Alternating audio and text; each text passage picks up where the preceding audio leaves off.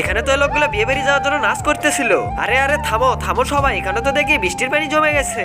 আরে আমরা বরকে নিয়ে যাব কিভাবে? আর যদি এই পানিতে বরের গা ভিজে যায় তাহলে তো ওরা বিয়ে দেবে না। আর এটা শুনে বর তো কান্না করতে থাকে। আরে আমার তো বিয়ে হবে না, এখন আমি কি করব? আরে ভাই কিছু একটা কর তোরা, অনেক কষ্টের পরে বিয়েটা ঠিক করতে পেরেছি আমরা। আচ্ছা শোন, একে এই পানির মধ্যে নিয়ে যাওয়ার জন্য আমার কাছে দারুণ একটা আইডিয়া আছে। আমরা সবাইকে কাঁধে করে এই পানি পার করে নিয়ে যাব, তারপরে তো সব বন্ধু মিলে তাকে কাঁধে তুলে নিয়ে যেতে লাগে। আরে শালা এর তো দেখি বসে বসে খেয়ে অনেক ওজন বেড়ে গেছে রে।